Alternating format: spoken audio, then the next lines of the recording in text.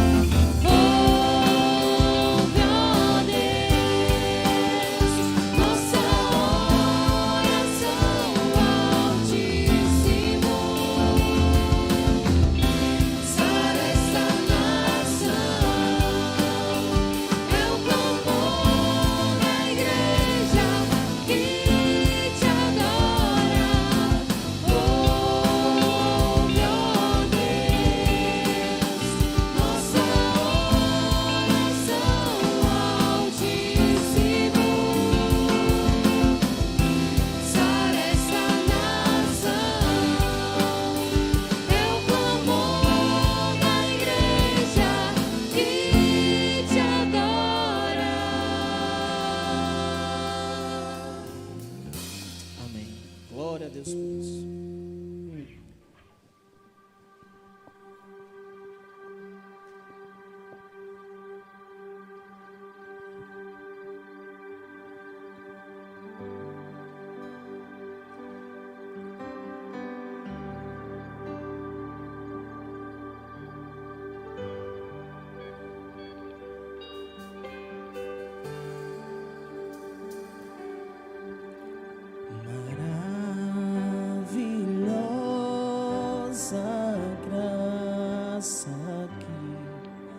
Perdido me encontrou, estando cego pude ver, Cristo me resgatou.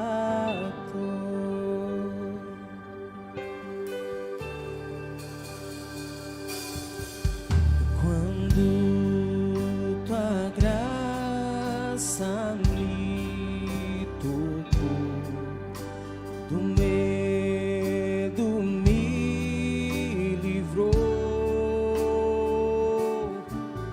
Quão preciosa é pra mim a graça do Senhor.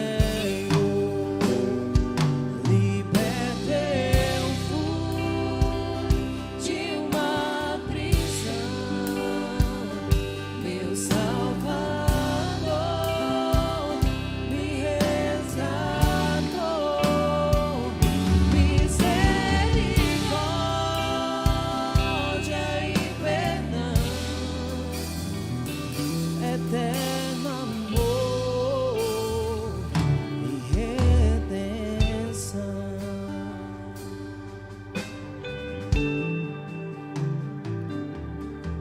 Deus prometeu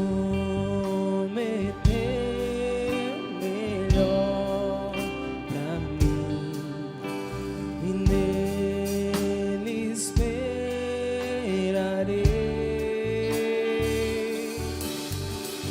Escudo e força Ele será enquanto eu viver.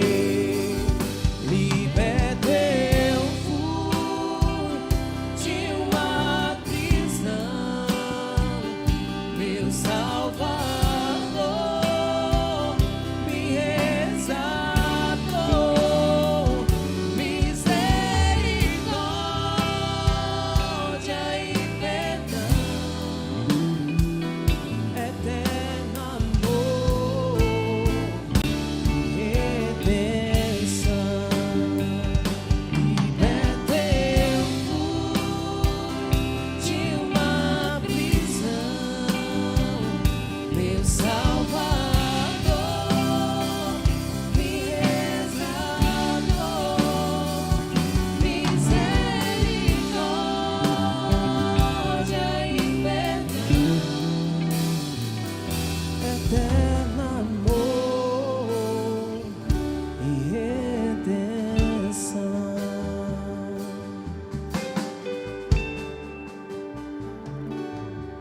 Se o meu mundo se acabar e o sol não mais brilhar, o Deus que um dia me chamou será pra sempre meu, será pra sempre meu,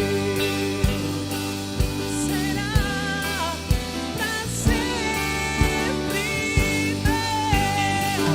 Libertei de uma prisão, meu Salvador me resgatou. Misericórdia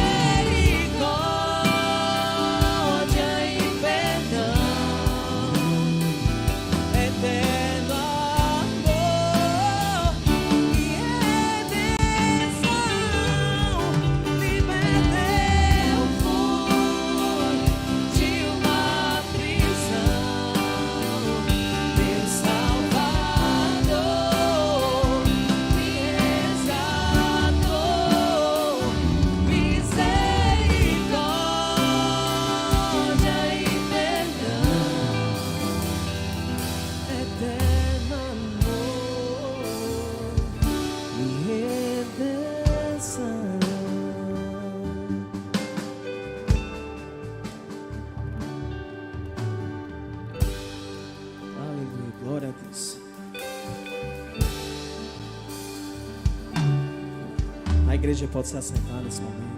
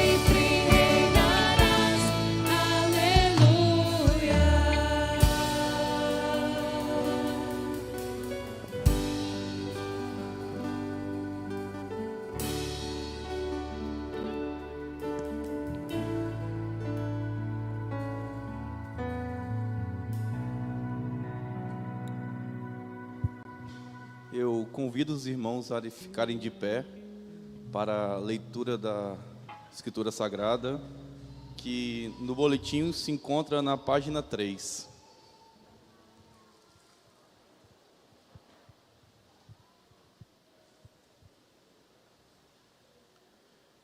Aleluia! Como é feliz o homem que teme o Senhor e tem grande prazer em seus mandamentos.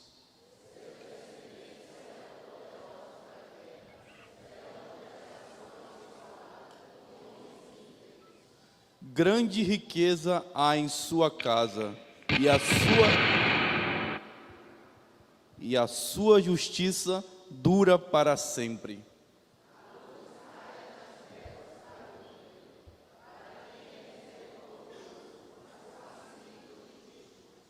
Feliz é o homem que empresta com generosidade e que com honestidade conduz os seus negócios.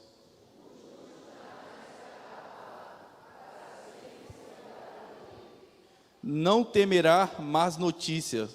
Seu coração está firme, confiante no Senhor.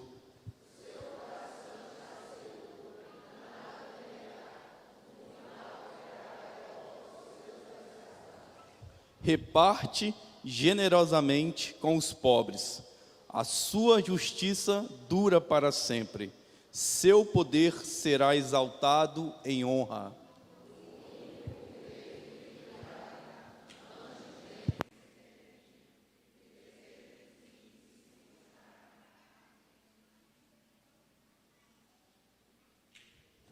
Pode sentar, irmãos.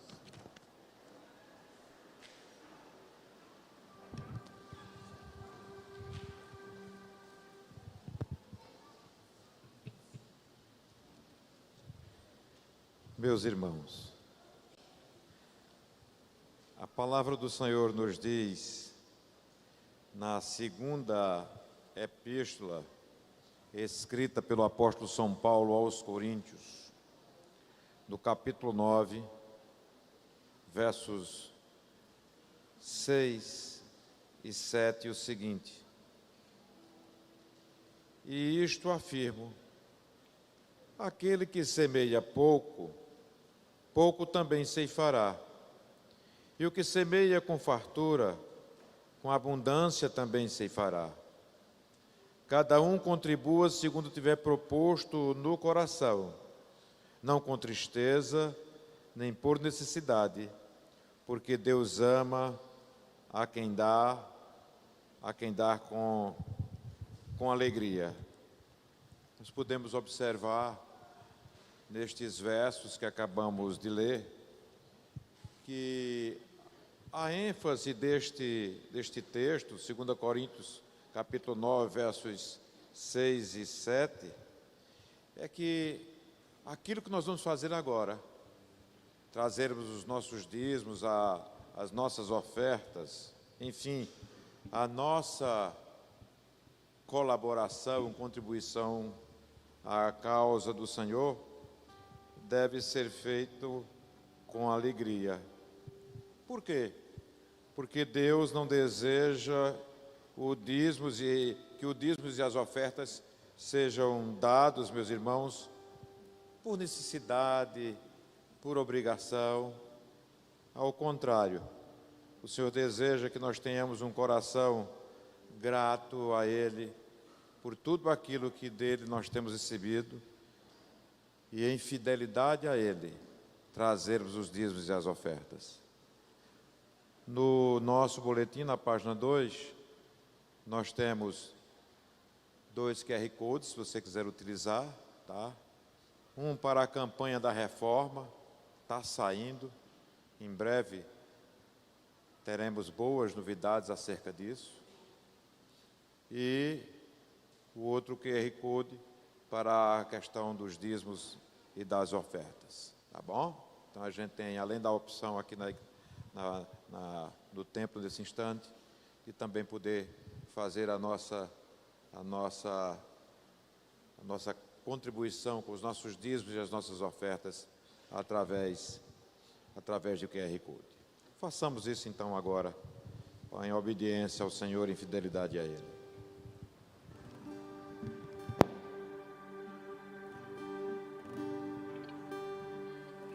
O Senhor é o meu pastor, nada me faltará.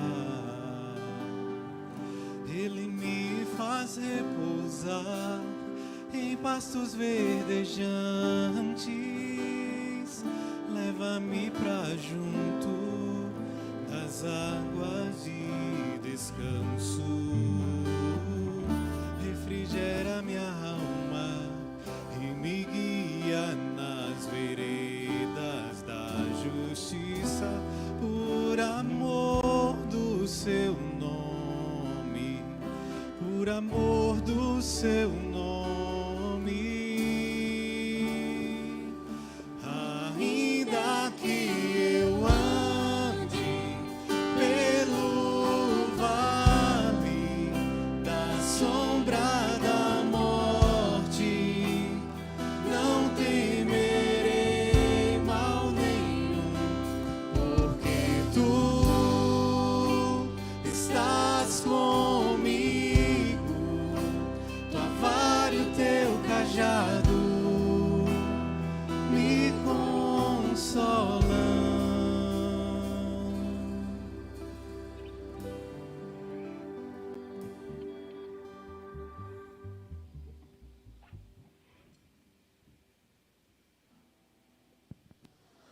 Senhor, nós queremos te agradecer, porque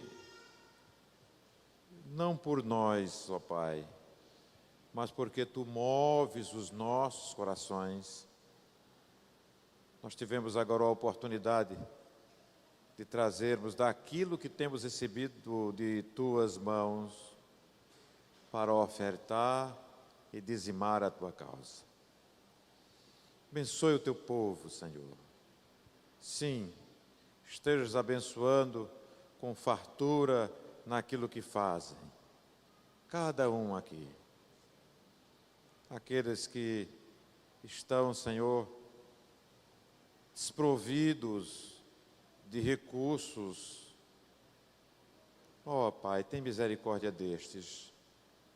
Abençoe suas vidas, para que também possam estarem cumprindo com este ato tão gracioso, que é trazer os nossos dízimos e as nossas ofertas à tua casa. Abençoe todos nós, abençoe tua igreja, conselho de tua igreja, na aplicação destes recursos, no nome de Jesus. Amém, Senhor. Amém. Bem-aventurado aquele que tem o Deus de Jacó por seu auxílio, cuja esperança está do Senhor, seu Deus, que fez os céus e a terra, o mar e tudo o que neles há, e mantém para sempre a sua fidelidade. Nós temos agora a oportunidade de agradecermos a Deus as bênçãos que temos recebido dele. São muitas, muitas mesmo. Se pudéssemos listar o que Deus fez conosco de domingo passado a este domingo, nós temos muito o que agradecer. Portanto, estejamos agora baixando as nossas cabeças e fazendo uma oração silenciosa de gratidão ao Senhor. Sim, de ações de graças a Deus pelas bênçãos que Ele tem derramado sobre as nossas vidas, sobre as nossas famílias, enfim, sobre tudo que a nós diz respeito. Também, irmãos, é uma oportunidade de aqueles que subiram à casa do Senhor com o coração apertado, aflito. Fale com Deus, busque o socorro do Senhor para aquilo que tem te tirado a paz. Oremos ao Senhor.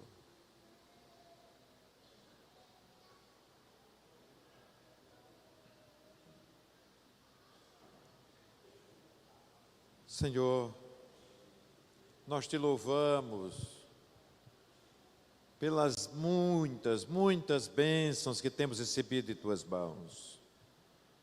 Glória seja dada a ti, Senhor, porque são inumeráveis as bênçãos que recebemos de ti. Teu povo acaba de falar contigo, grato, ó Senhor, por aquilo que fizeste em suas vidas durante essa semana. Ó Pai, aqui estamos para te render graças nesse instante e louvar o teu santo nome, sabendo que tudo aquilo que obtivemos vieram das tuas santas mãos. Mas, Pai, há outros que aqui se encontram. Sim, há outros que aqui se encontram aflitos, angustiados, perturbados por certas situações que estão vivendo. Meu Senhor, vem de encontro a estes de forma misericordiosa. Ó Senhor, com compaixão estejas contemplando aquilo que teus filhos e tuas filhas acabaram de falar contigo acerca de fatos que os fazem sofrer, Senhor. Ó Pai, misericórdia, venhas intervir nestas vidas, nas suas causas, nos fatos que lhes têm trazido aflições. Te pedimos, no nome de Jesus. Amém, Senhor. Amém. Glória seja dada a Deus. Crianças no altar, não é? Costumo dizer que é o momento mais alegre do nosso culto. Realmente é uma festa. Essas nossas crianças aqui presente, todos numa só voz, declarando que só tu és grande. Exaltamos teu doce nome, pelo amor, pela cruz, por teu Filho Jesus, pois és santo, sim, és digno de louvor e de ser adorado. És bondoso, Pai querido, dentre todas as coisas, tu és verdadeiro, Senhor.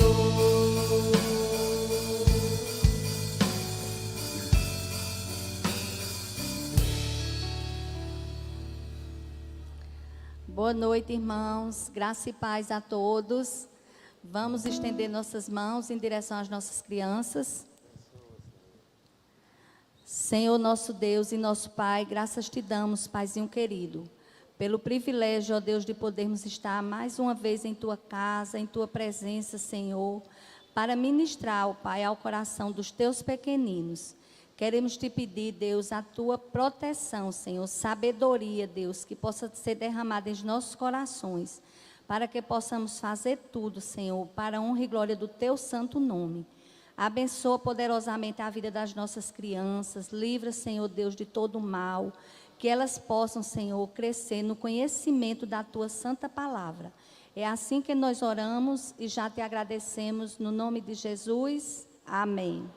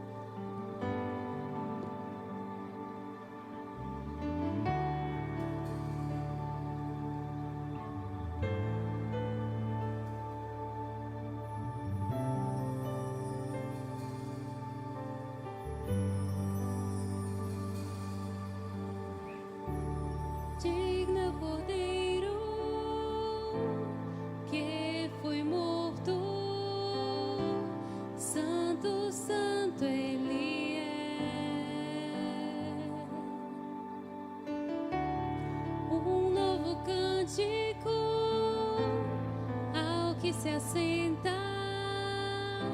sobre o trono do céu.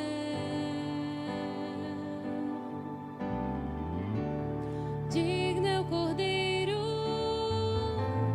que foi morto,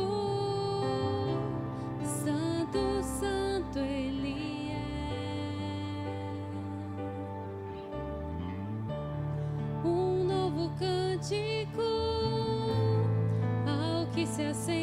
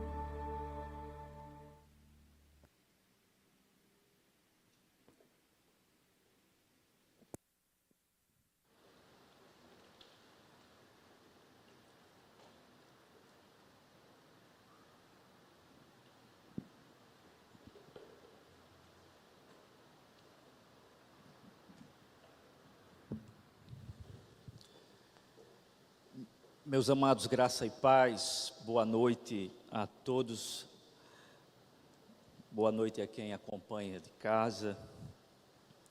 Espero que a palavra alcance vocês que estão aqui presencialmente e os nossos irmãos que estão nos acompanhando do outro lado da tela. Gostaria de compartilhar a palavra de Deus com vocês e chamar a sua atenção para um texto do Novo Testamento que se encontra na carta aos Hebreus. Um texto bastante conhecido, um texto muito usado, até mesmo pela sua clareza e objetividade com relação à sua intenção. Hebreus capítulo 12.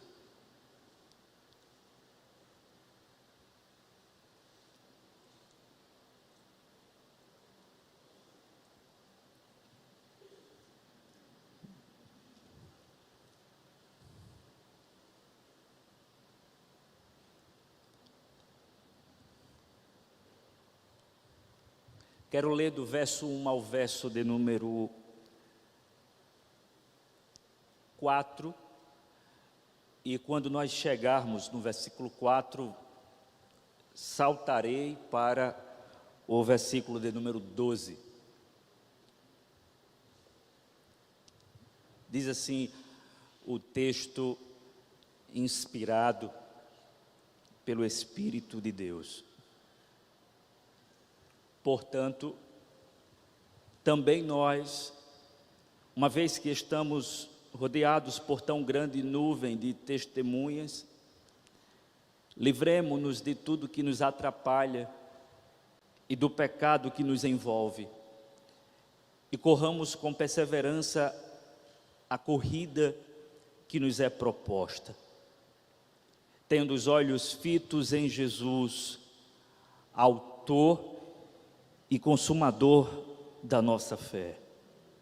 Ele, pela alegria que lhe fora proposta, suportou a cruz, desprezando a vergonha, e assentou-se à direita do trono de Deus. Pensem bem naquele que suportou tal oposição dos pecadores contra si mesmo, para que vocês não se cansem nem desanimem. Na luta contra o pecado, vocês ainda não resistiram até o ponto de derramar o próprio sangue. Versículo 12. Portanto, fortaleçam as mãos enfraquecidas e os joelhos vacilantes. Verso 13 também. Façam caminhos retos para os seus pés, para que o manco não se desvie, antes seja curado. Estou convencido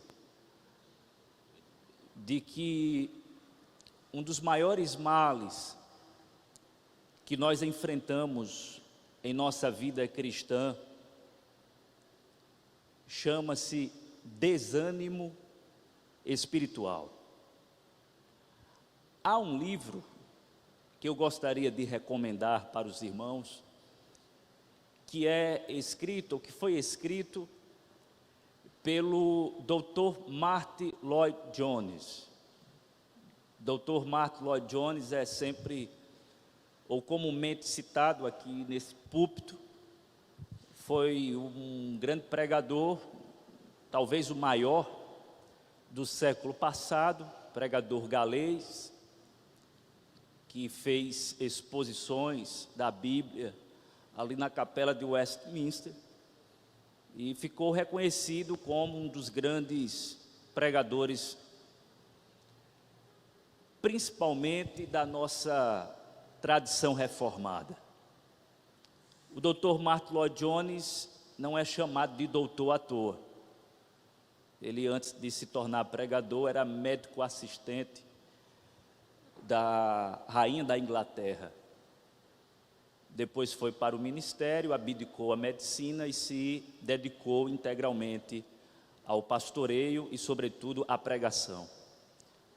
E o Dr. Martyn Lloyd-Jones escreve um livro que, repito, recomendo, cujo título é Depressão Espiritual. Neste livro ele vai falar sobre causas, sintomas e antídotos. É um livro que nós precisamos ler. Esse livro foi lido por mim há muito tempo. Eu acho que eu li em 2007, 2008. Depois fiz uma nova leitura nesse livro e estava me recordando desse livro esses dias. Depressão espiritual, desânimo, melancolia, abatimento de alma. O desânimo espiritual tem sido um dos grandes males que nós temos enfrentado. Não é raro nos encontrarmos por aí e, ao nos entreolharmos, compreendermos que o outro está passando por alguma situação de abatimento espiritual e que precisa de ânimo. Na verdade, a Igreja do Senhor Jesus Cristo, para perseverar, para manter a chama da fé acesa, para continuar em santidade, para perseguir a glória, a Igreja do Senhor Jesus Cristo precisa de ânimo. Talvez você que está aqui nesta noite, que entrou pelos portões de ações de graças e que participou do momento de louvor, onde algumas pessoas estavam mais animadas do que você. Talvez você tenha feito a seguinte oração: me ajude, Senhor, eu preciso de ânimo. Eu preciso de ânimo para continuar, eu preciso de ânimo para viver, eu preciso de ânimo para celebrar o Teu nome, eu preciso de ânimo para mais um dia ou para mais uma semana de trabalho, eu preciso de ânimo para cuidar dos meus filhos, eu preciso de ânimo. Eu preciso de ânimo. E o Senhor está falando com você neste momento, dizendo: realmente você precisa de ânimo, e é ânimo que eu vou lhe dar. Eu tenho uma palavra de ânimo para você nesta hora. O texto que nós acabamos de ler é um texto que carrega esse conteúdo. Um conteúdo que, à medida que revela o desânimo do povo de Deus este, que diz respeito a uma comunidade do primeiro século que estava desanimada, e à medida que revela o desânimo desta comunidade, apresenta o antídoto contra o desânimo, uma injeção de ânimo. Temos desânimo e ânimo, ânimo e desânimo andando lado a lado no conteúdo desse texto. A palavra que é dirigida aos irmãos claramente tem a intenção de soerguê-los, de levantá-los, de animá-los, de patrociná-los com ânimo.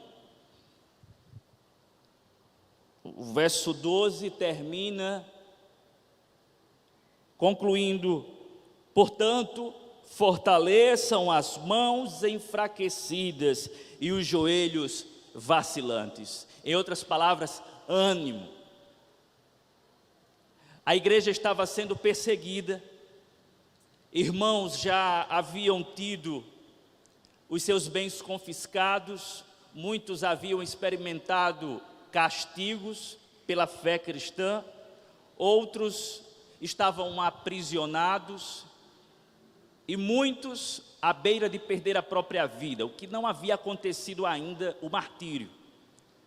A pressão era enorme. o desejo de largar tudo, de deixar tudo para trás, e especialmente abandonar a fé cristã, o desejo era latente, porque a perseguição, ela vinha na seguinte direção: vocês têm duas escolhas, ou vocês continuam assumindo essa fé em Cristo Jesus e sofrendo por causa dela, ou vocês abandonam essa fé e vivem uma vida mais tranquila. Esse público-alvo aqui, mais precisamente, são aqueles chamados cristãos judaizantes, ou judeus cristãos. Os judeus que haviam abandonado o judaísmo para se tornarem cristãos. Esses estavam sob pressão. O desejo, portanto, de não continuar, e mais do que isso, de apostatar da fé, era iminente. O autor desta carta, que se revela um pastor, pelo encorajamento que nós encontramos no texto, ele sabe o que se passa, e então trata esses irmãos com o devido cuidado, apresentando a cada um deles, ou à comunidade, antídotos contra o desânimo. Melhor dizendo, estímulos contra o desânimo. E quais são os estímulos, irmãos, que nós encontramos nesse texto? Estímulos que nos ajudam a perseverança, a vida de fé, a corrida da santidade, a uma vida de renúncia, de dizer não ao pecado, de continuar sendo fiel a Deus, de permanecer aos pés dele e de não abraçar o mundo, a carne e o diabo. O que é que nos estimula? Quais são os estímulos que o texto nos oferece? Nós temos ao menos 3 estímulos. E qual é o primeiro? Os exemplos de fé. É isso que nós encontramos aqui no versículo 1. Portanto, também nós, uma vez que estamos rodeados por tão grande nuvem de testemunhas, livremo-nos de tudo o que nos atrapalha e do pecado que nos envolve, e corramos com perseverança a corrida que nos é proposta. É importante pegarmos a figura de linguagem que o autor está usando para descrever a vida cristã, porque a figura de linguagem, ela mais do que nunca comunica o que é a vida cristã para o nosso contexto. Sim, é verdade que para o contexto de então, a ilustração ou a figura de linguagem era bastante apropriada, já que os ouvintes e leitores estavam acostumados com jogos olímpicos, por exemplo. Mas a nossa sociedade atual também aprecia as palavras do autor. Por quê? Porque ele está comparando a vida cristã a uma corrida, a uma maratona. E certamente, se você não deixou de notar, tem crescido pessoas à procura de educação física, de cuidado com o corpo, de prática de esporte, e muita gente correndo.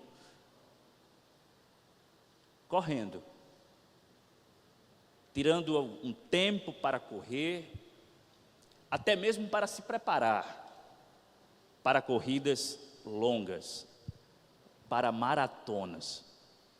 E aqui, irmãos, faz todo sentido o uso da linguagem do autor, porque ele compara a vida cristã a uma maratona. Isto é, a uma corrida longa e que não é o equivalente a um tiro curto de 100, 200, 300, 400 metros.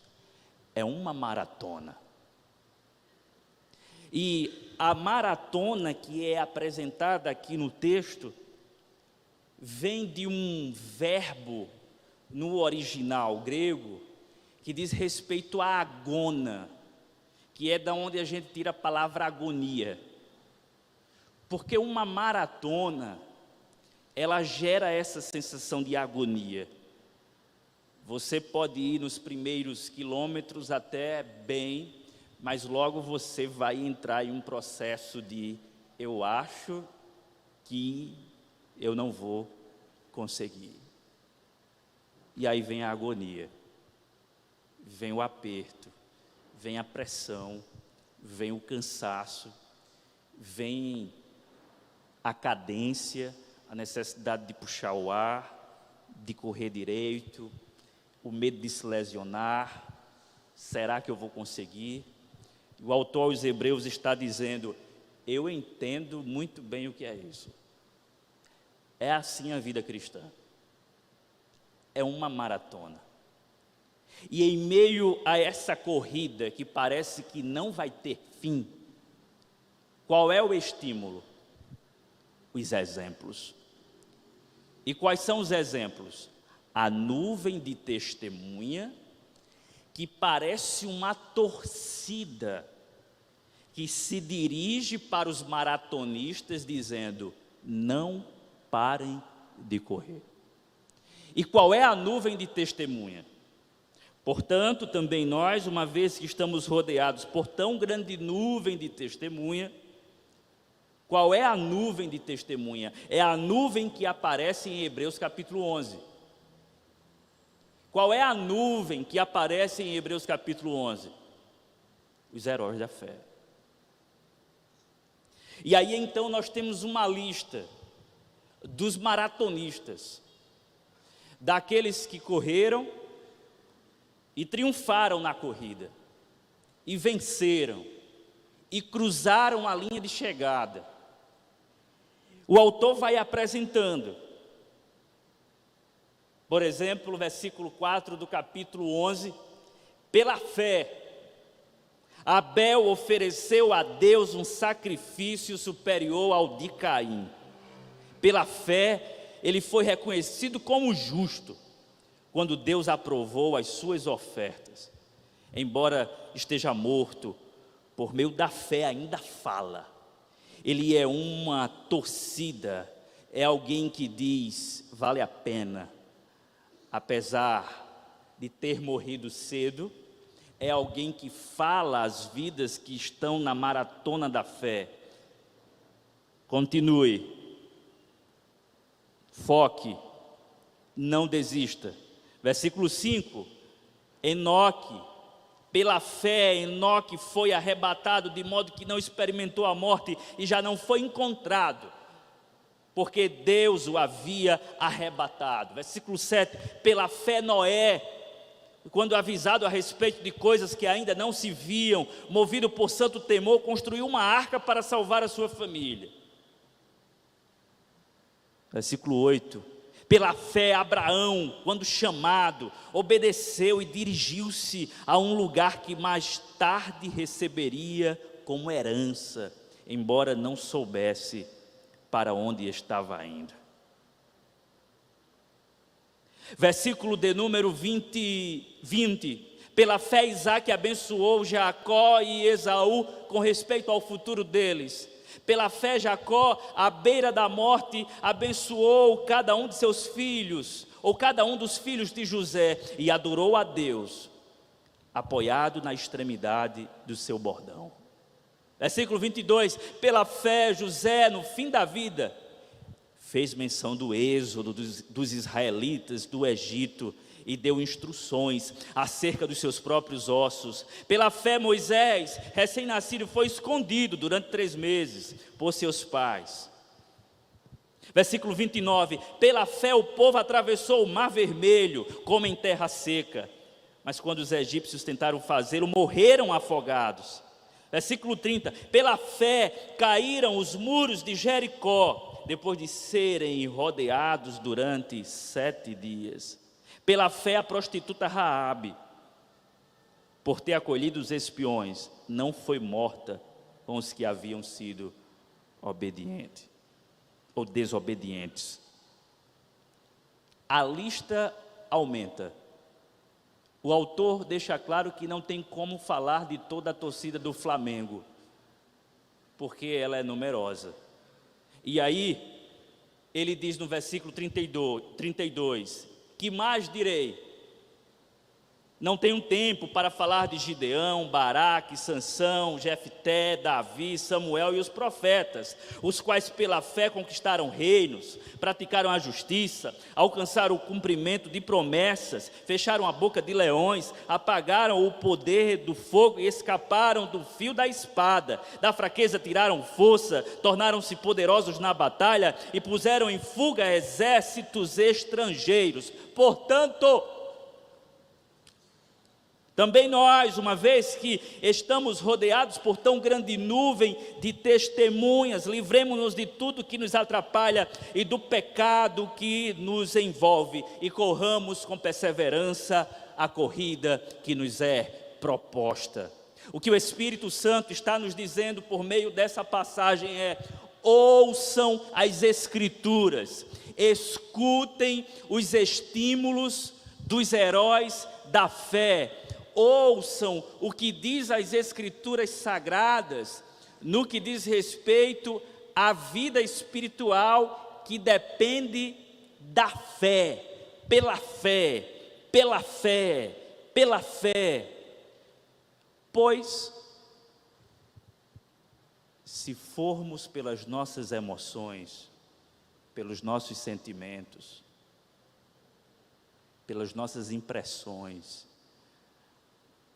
nós iremos desistir, irmãos, porque os nossos sentimentos, os nossos desejos, as nossas impressões, tudo está confabulando contra uma vida que precisa chegar do outro lado, ou que precisa cruzar a linha de chegada, mas não sabe como.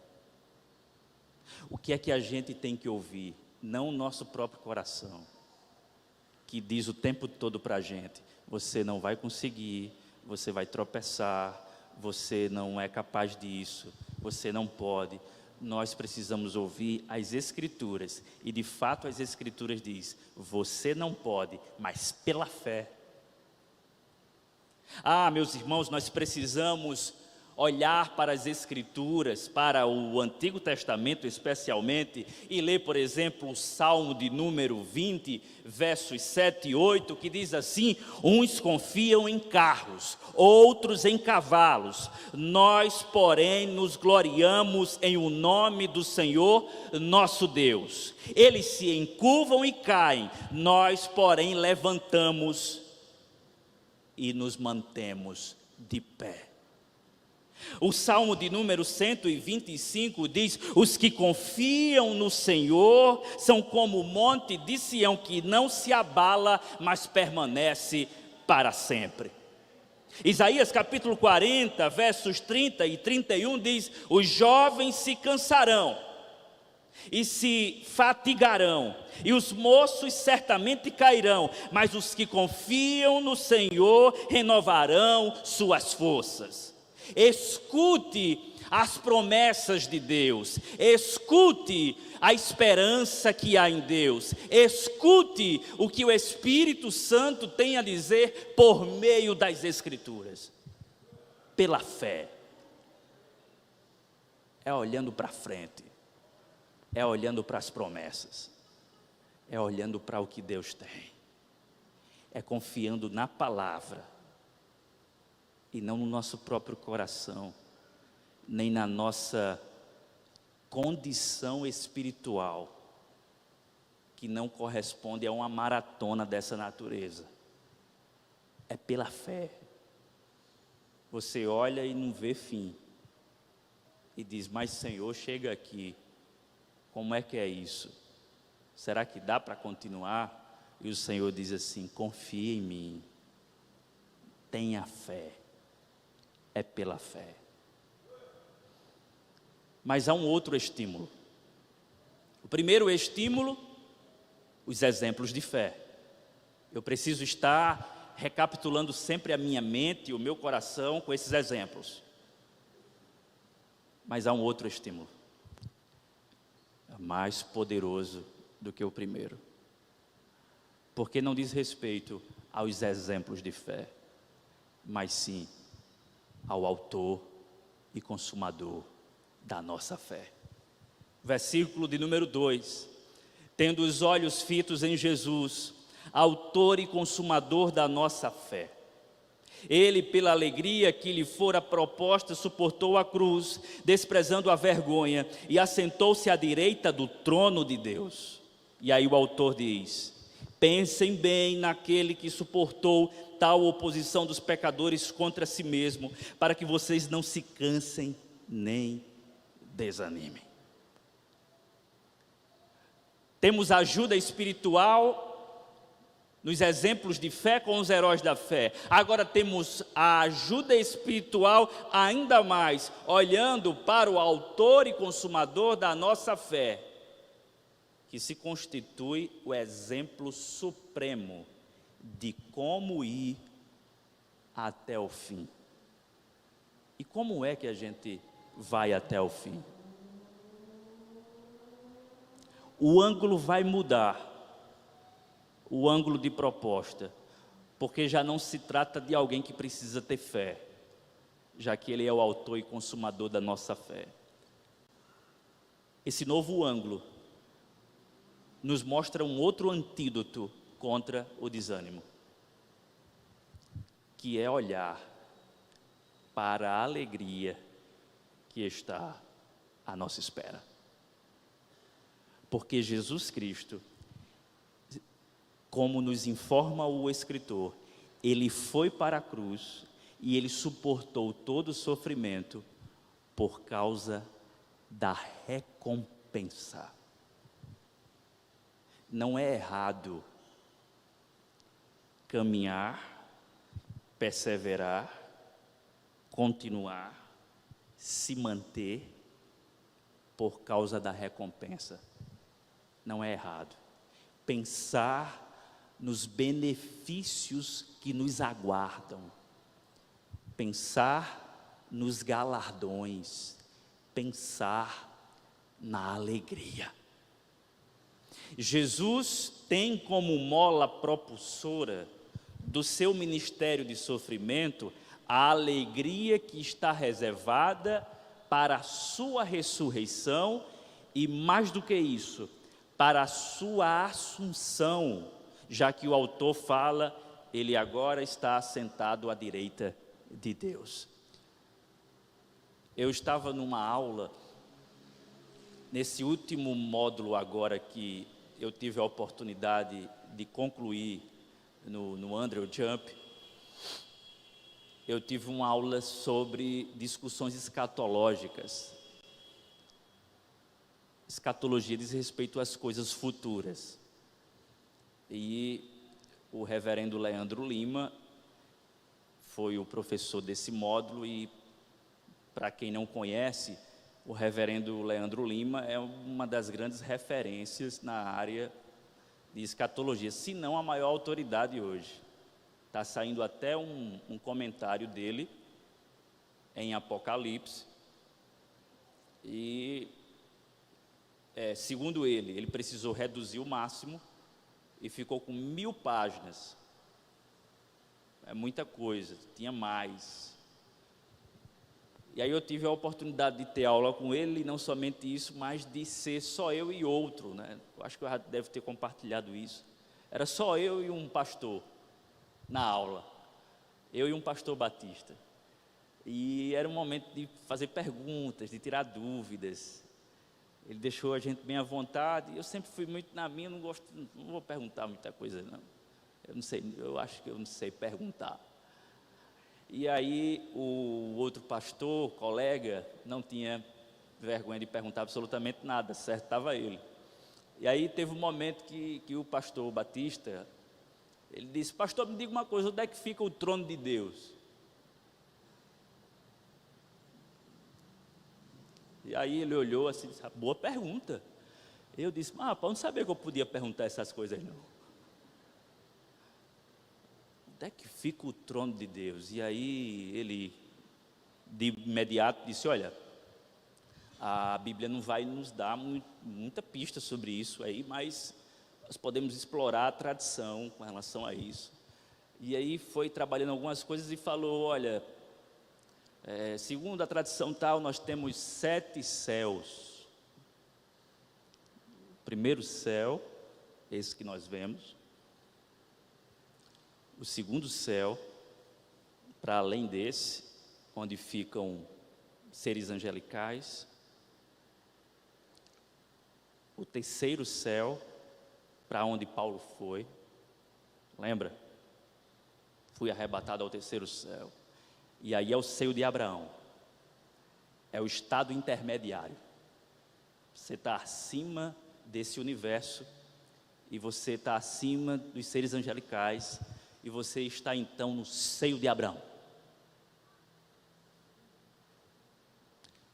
Aí vem o quarto, o quinto, o sexto.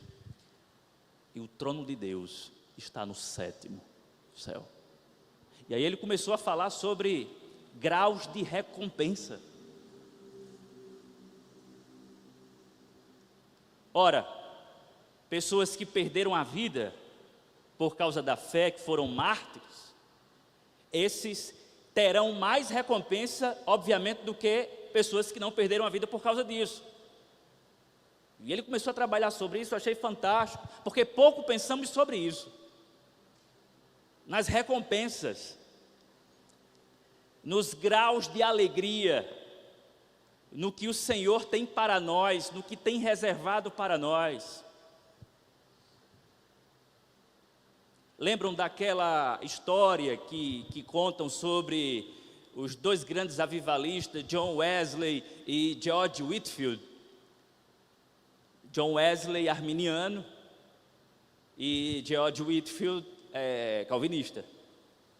E aí, eles tinham as divergências, 2 evangelistas natos, 2 proclamadores do evangelho, mas um era calvinista, um era arminiano, o outro era calvinista, e havia esse debate entre eles.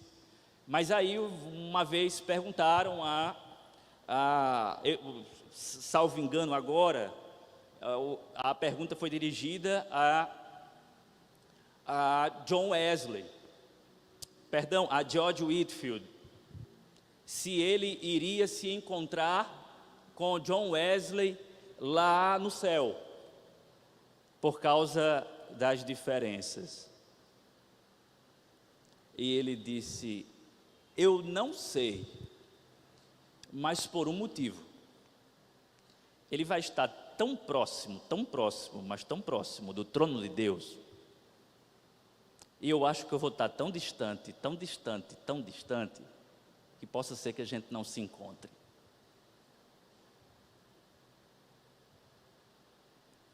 Isso foi só uma ilustração, irmãos, para dizer, claro que ele vai estar lá, ele vai estar próximo de Deus, e ele coloca na história essa questão de graus de recompensa.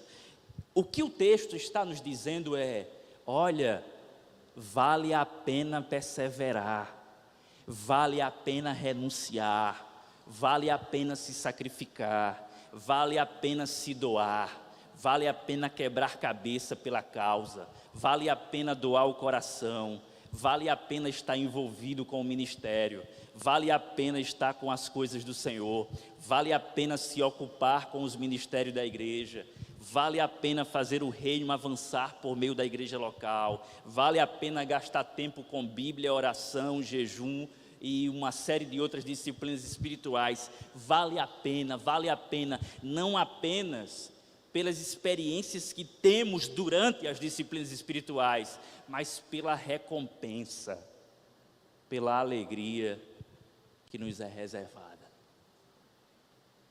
Você percebe que tanto o primeiro estímulo como o segundo estímulo, ambos os estímulos estão apontando para o futuro?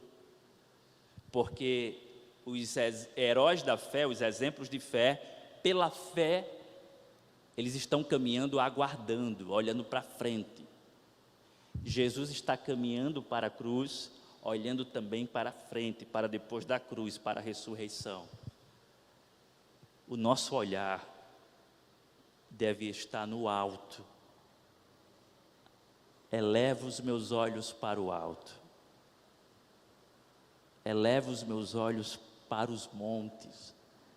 De onde virá o meu socorro? O meu socorro vem do Senhor que criou os céus e a terra. Não olhe para trás. Não olhe para os lados. Fite os olhos em Jesus Cristo. E olhe para o que Ele experimentou e como exemplo da alegria que lhe fora proposta, use isso e diga: o que o Senhor tem para mim é infinitamente superior do que o que eu passo por aqui. É justamente isso que Paulo vai dizer em Romanos capítulo 8, versículo 18. Os nossos sofrimentos atuais não podem ser comparados com a glória que nos está reservada, ou com a glória que em nós, melhor dizendo, será manifesta. Em nós, glória que em nós será manifesta. Mas vamos para o terceiro estímulo. E qual é o terceiro estímulo? O terceiro estímulo está no versículo de número 4.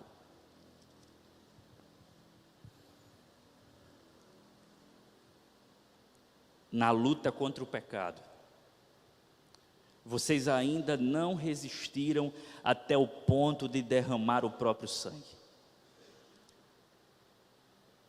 Na luta contra o pecado, vocês ainda não resistiram até o ponto de derramar o próprio sangue.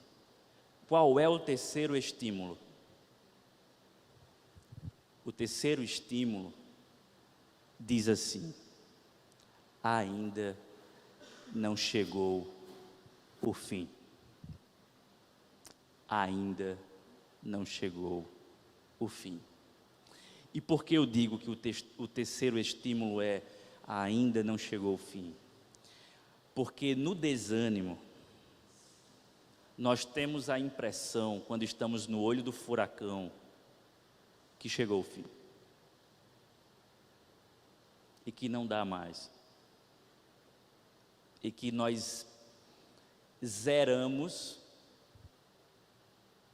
ou que as possibilidades foram zeradas para nós nos levantarmos e continuarmos na fé. E por quê? Porque a luta que se dá é contra o pecado.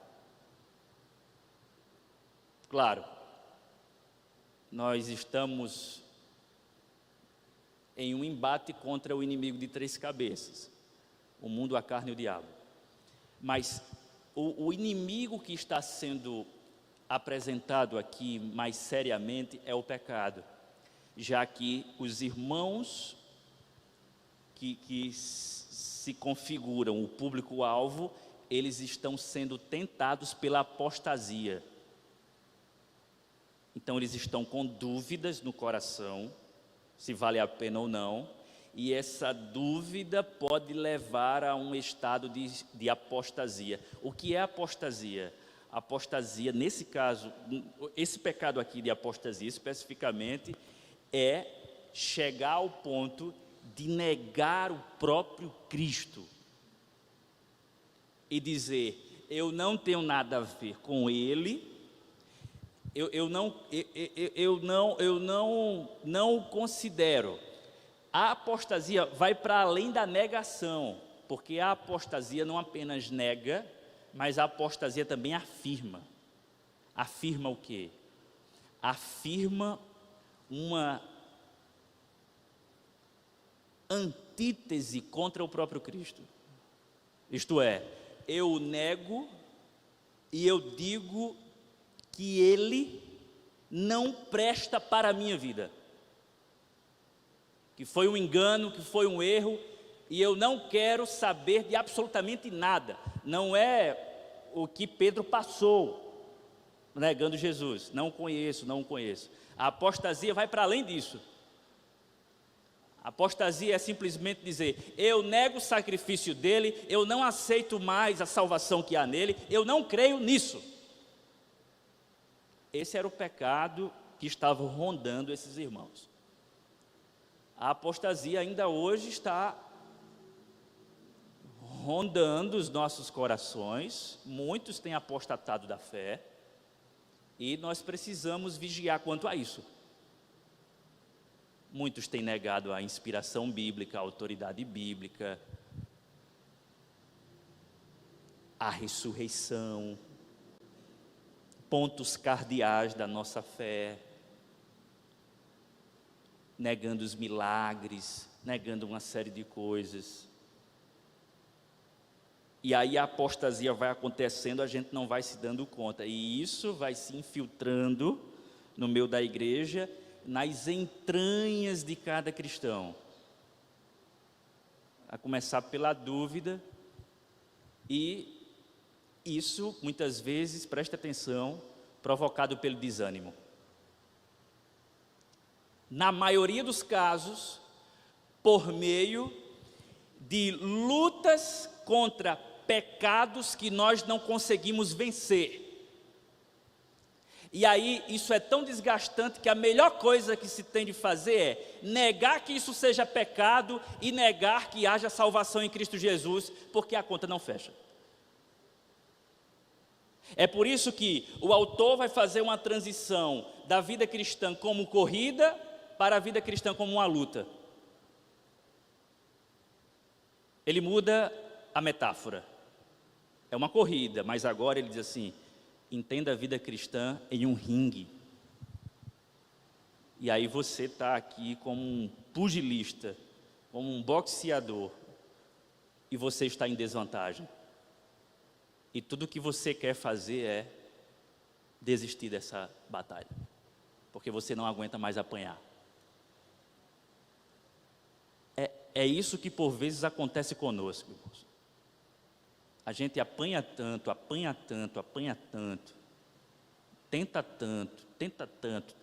tenta tanto, se frustra tanto.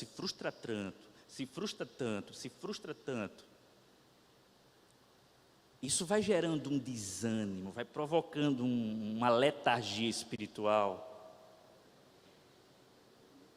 que o diabo sugere assim: é melhor não continuar tentando contra isso, porque você já perdeu a batalha várias vezes, e parece que você não consegue. Deixa eu ser aqui mais específico. No meio da igreja cristã, nós temos vários tipos de batalhas contra os mais diversos pecados. Os mais diversos pecados. Vamos para uma área delicada, a área da sexualidade. E vamos para uma área ainda mais delicada, a área da homossexualidade. Não são poucos aqueles que lutam contra a homossexualidade, contra inclinações contrárias à palavra de Deus, e que se frustram por não conseguirem a santificação tão almejada, que talvez a melhor coisa a fazer é: eu acho que não é preciso lutar dessa forma contra isso, e eu acho que eu posso me aceitar. Talvez o problema não esteja em mim, Talvez o problema esteja na igreja e na interpretação que a igreja faz desse pecado, porque no final das contas eu não consigo mudar. Então a melhor coisa a se fazer é se aceitar mais, se valorizar mais, rejeitar o que a igreja está falando sobre e abandonar o ringue. Então, em muitas situações onde a pessoa resolve sair da igreja e assumir tal pecado, na maioria dos casos, não é um ato de coragem. Agora eu vou me assumir.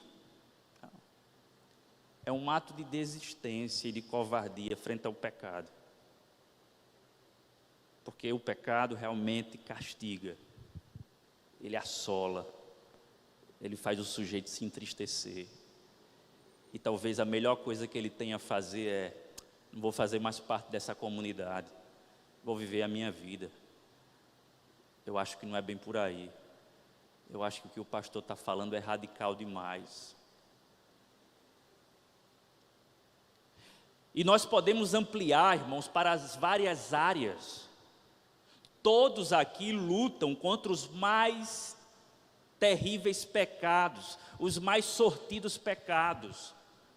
Todo mundo aqui tem as suas guerras contra os seus vícios. Todo mundo aqui. E todo mundo aqui se cansa, por vezes, de querer fazer o bem, de tentar fazer o bem, de tentar a santificação. Isso cansa. De querer ser puro, de querer viver na pureza, isso cansa. Por quê? Porque o pecado está no ringue o tempo inteiro, sem baixar a guarda. É por isso que Jonathan Edwards, quando escreve o seu diário, e bem jovem, e há quem diga que Edwards, eu estou falando de Jonathan Edwards, que foi um dos homens mais santos da história do nosso meio protestante. Uma das mentes mais brilhantes e um homem que se entregou à pregação, à evangelização de tribos indígenas. Ele escreve em seu diário, falando sobre as suas lutas, as suas paixões, e os avaliadores, os avaliadores da sua vida, os estudiosos, os biógrafos, alguns entendem que ele estava falando contra o pecado da sexualidade, na sua jovialidade, e ele diz assim: quando você conseguir colocar o seu velho homem na lona,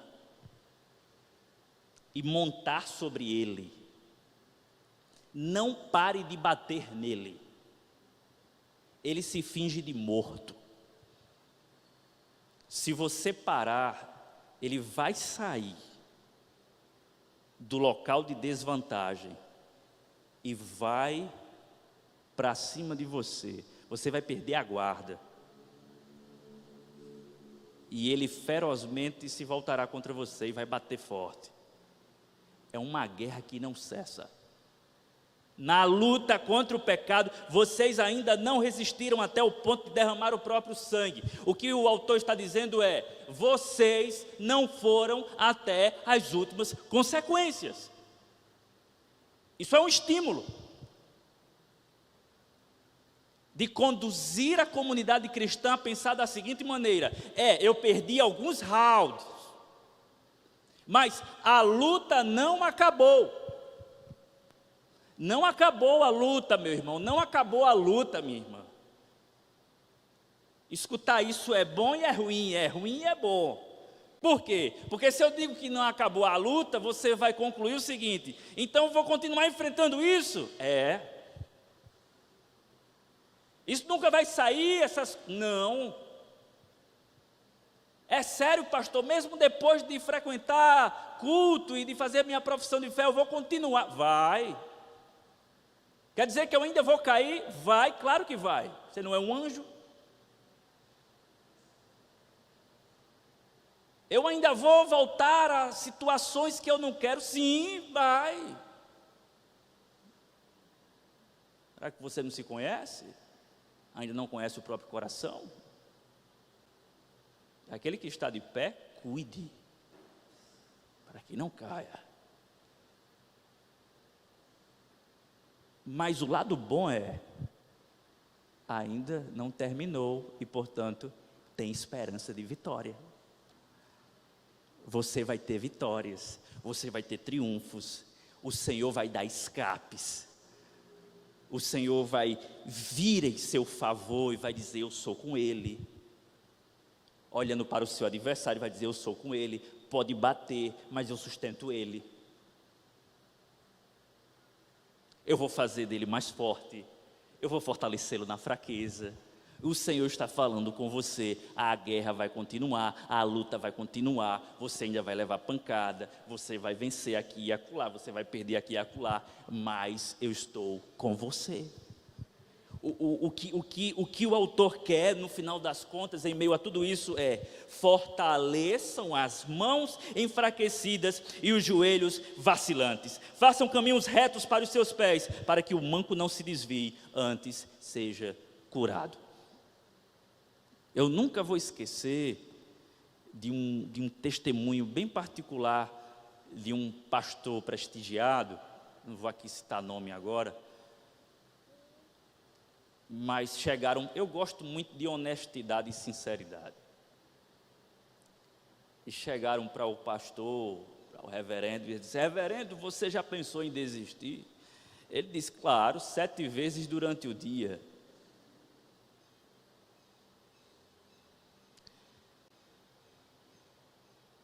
Às vezes nós pensamos em desistir. Talvez você tenha chegado aqui com vontade de desistir. Estão dizendo assim: é o meu último culto. Cansado, cansada. É a sociedade do cansaço, né? Fadiga espiritual. Mas o Espírito diz assim: anime-se.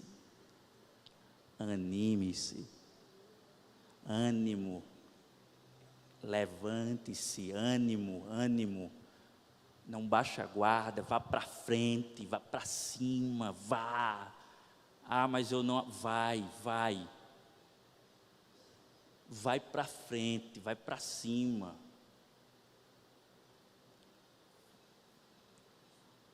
Escute o Senhor falando, como um treinador. Imagine aqui esse cenário aqui do pugilismo, né? E vamos lembrar daquela história do espadachim, que estava lutando, e o seu adversário botando ele para trás, e ele assustado. Aí o treinador, vendo a situação, vendo que ele ia perder a batalha, o treinador disse: tu quer correr? Ele olhou para o treinador e balançou com a cabeça positivamente. O treinador disse: corra para cima dele, não para trás. Vá para cima. Pegue a espada, palavra de Deus, vá para cima. Vá para cima com as promessas de Deus. Vá para cima pela fé. Como diz o nosso pastor Lorinaldo: avante, avante, olha para frente, avante. Se tem muitas batalhas, tem muitas experiências boas com o Senhor ainda que você vai viver. Se tem muita guerra, meu amigo, minha amiga, meu irmão, minha irmã, você vai ver o Senhor cessando guerras, operando na sua frente. Por quê? Porque a guerra continua, e o Senhor nos dá, como disse um pregador, momentos de descanso. Você só vai experimentar isso continuando. Não pare não, continue. Fortaleçam as mãos enfraquecidas e os joelhos vacilantes.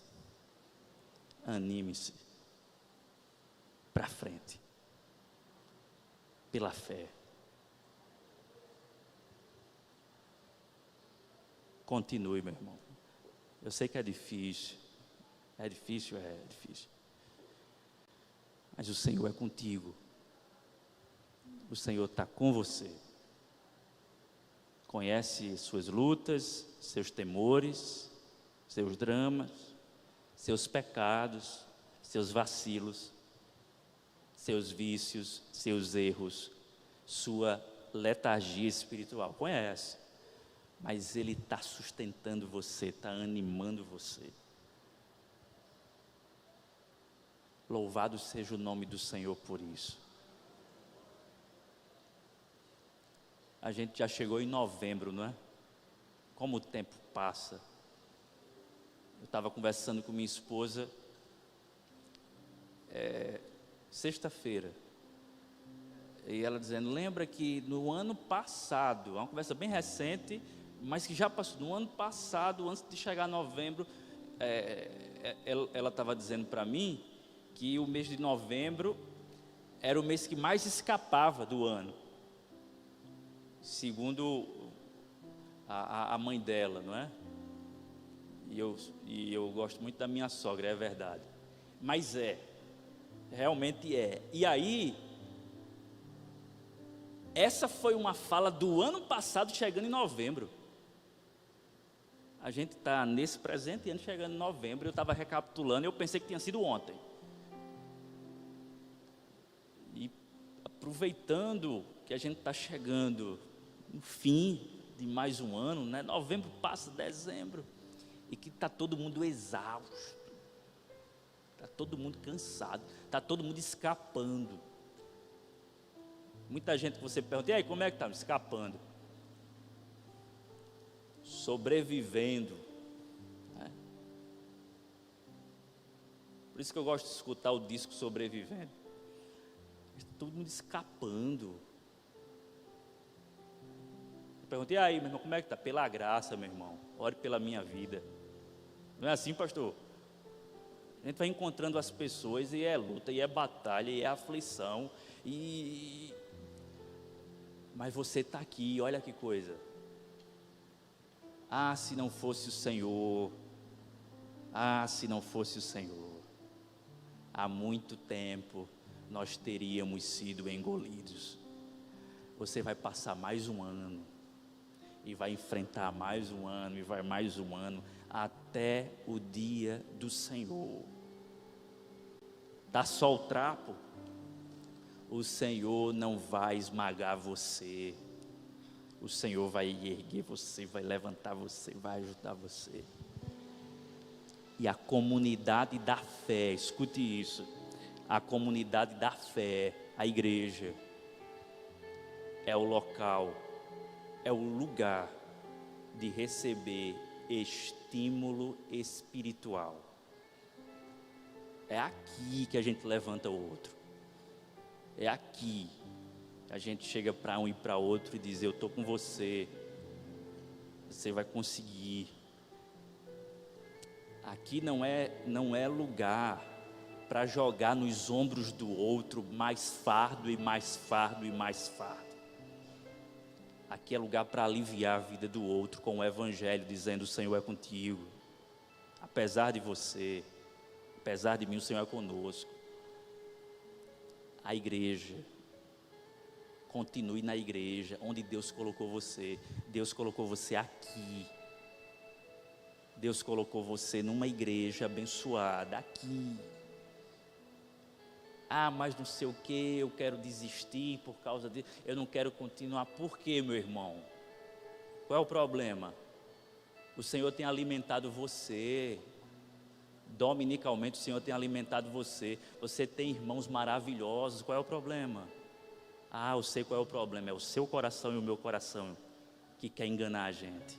Mas o Senhor fala a verdade e nos estimula, dizendo, está tudo sob controle. Está tudo sob controle. Eu quero ir para a mesa do Senhor com os irmãos. Na verdade, o pastor Lorinaldo vai nos conduzir. Quero fazer já essa ponte, mas antes fazer uma oração. Pai bendito e amado, Nós louvamos o Teu nome por esta noite, por este dia, por esta ocasião onde a Tua palavra nos alcança de maneira sublime e poderosa. Sim, as nossas vidas foram edificadas pela Tua palavra e nós queremos responder isso durante a semana, ou responder a isso durante a semana, vivendo para o louvor da Tua glória, vivendo proclamando as Tuas maravilhas, vivendo animando outros, fortalecendo outros, reanimando pessoas e dizendo que o Senhor está conosco.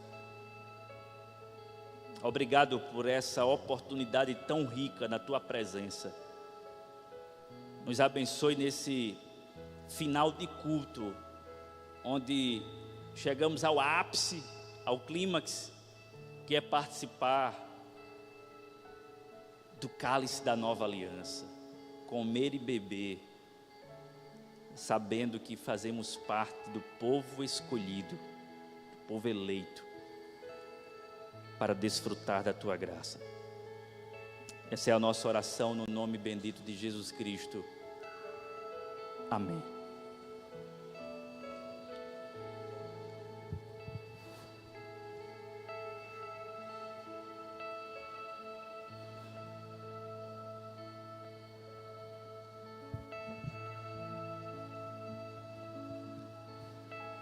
Quero convidar os irmãos oficiais da igreja que vão estar nos auxiliando para se dirigirem à mesa.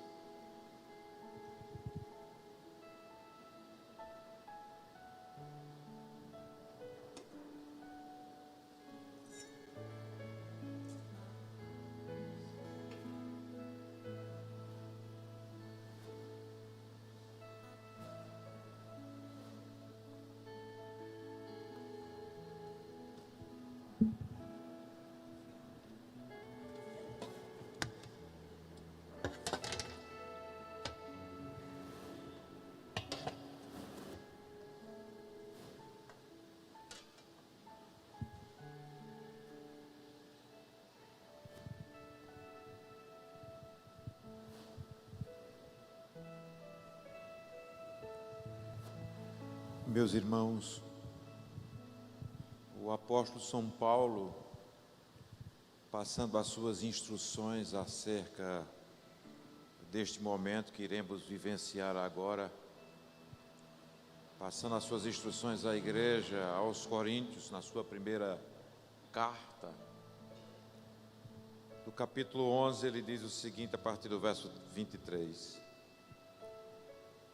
porque eu recebi do Senhor o que também vos entreguei, que o Senhor Jesus, na noite em que foi traído, tomou o pão e, tendo dado graças, o partiu e disse: isto é o meu corpo, que é dado por vós.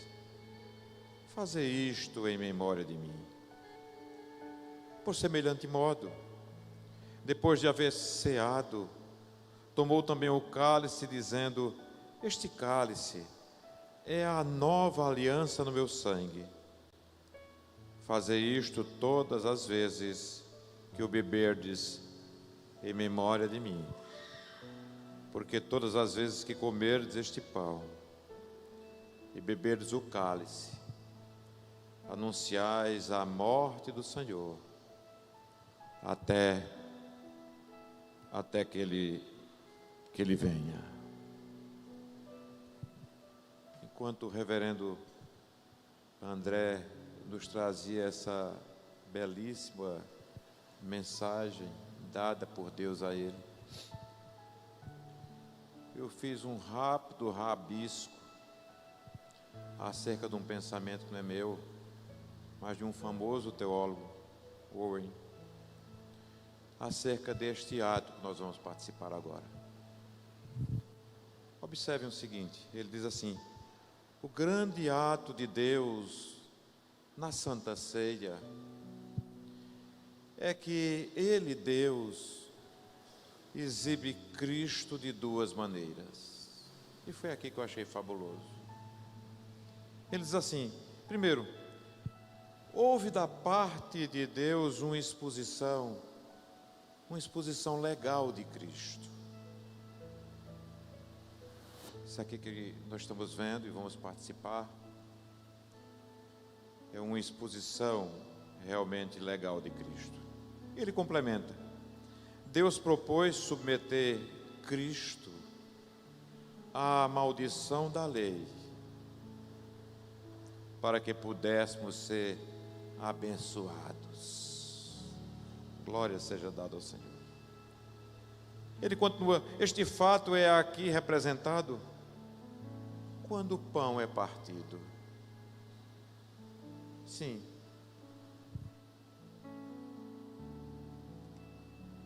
Quando este pão, que representa Cristo, foi partido,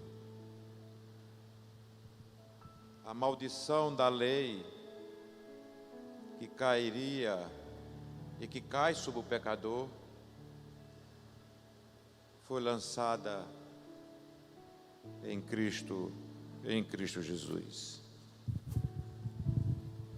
E é aí que entra, segundo ele, a outra maneira de se enxergar esta mesa.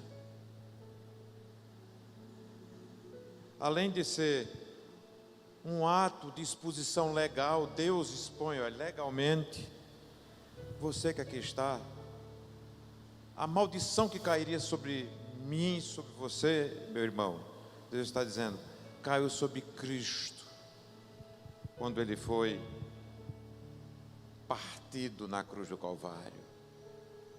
Este pão que nós vamos participar nos traz essa imagem, essa figura. Mas há uma outra.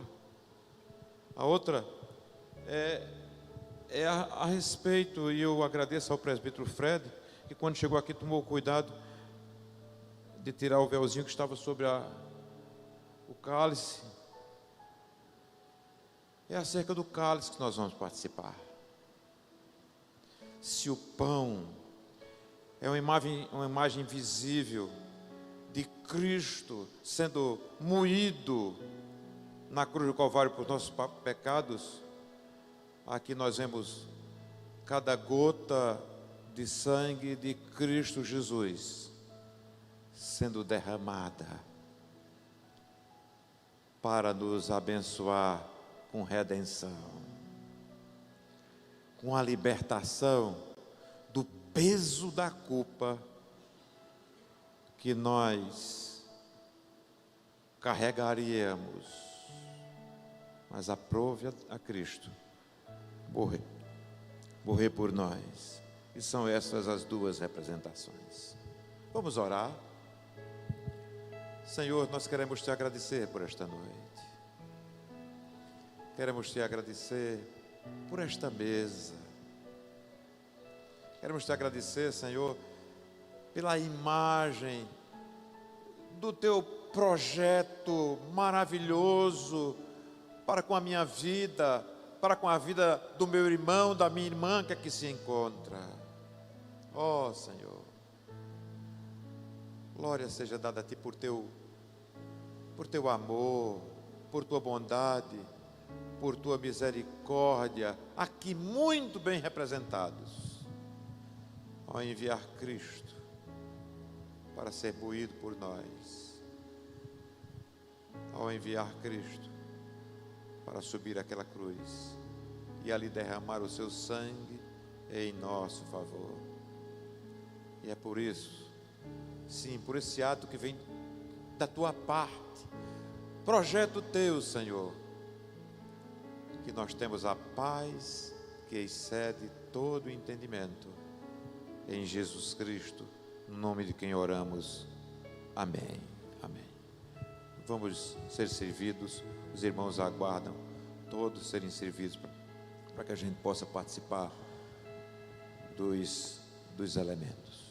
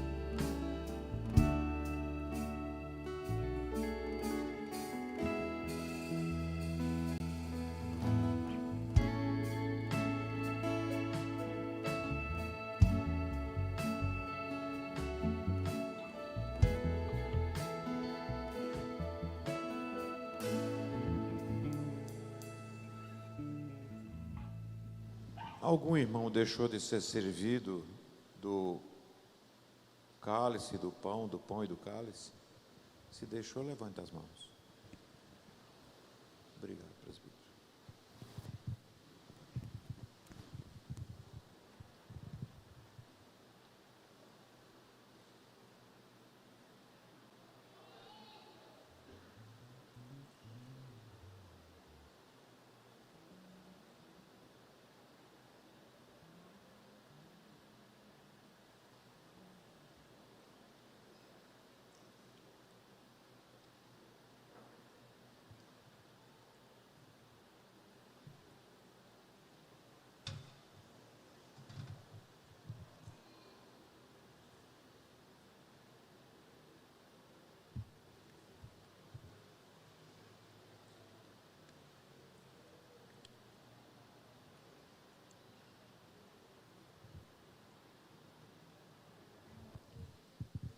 O texto sagrado nos diz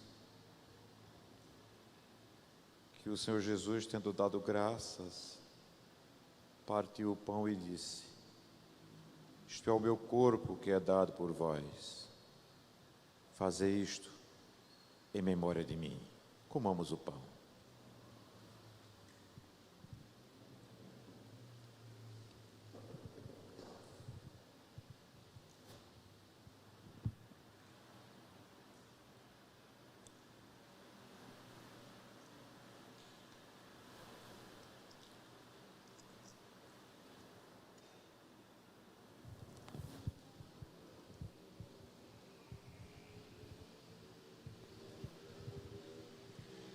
Após cearem, nos diz o texto, o Senhor Jesus tomou o cálice e disse: este cálice é a nova aliança no meu sangue. Fazei isto todas as vezes que o beberdes, em memória de mim. Tomemos agora o cálice.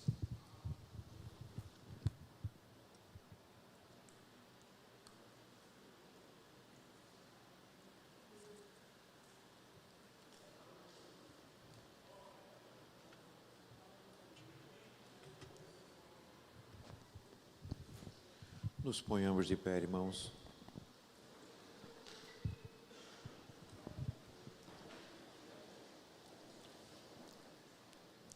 Louvado seja o Cordeiro de Deus que tira o pecado do mundo. Louvado seja o Cordeiro que remiu a igreja de seus pecados. Louvado seja o Cordeiro que nos purificou de toda injustiça. Louvado seja o Cordeiro que imputou sua justiça em nossa conta. Louvado seja o Cordeiro que levou sobre si as nossas iniquidades. Louvado seja o Cordeiro que morreu como sacrifício substitutivo. Louvado seja o Cordeiro que ofereceu a sua vida em favor de muitos. Louvado seja o Cordeiro que se entregou por nós em amor. Louvado seja o Cordeiro que nos comprou com o seu sangue. Louvado seja o Cordeiro que em breve voltará, não como um cordeiro, mas como um leão. Que a graça de Cristo Jesus, o amor de Deus o Pai e as consolações do Espírito repousem sobre cada um de nós, desde agora e para todo sempre. Todos dizem: uma ótima semana a todos.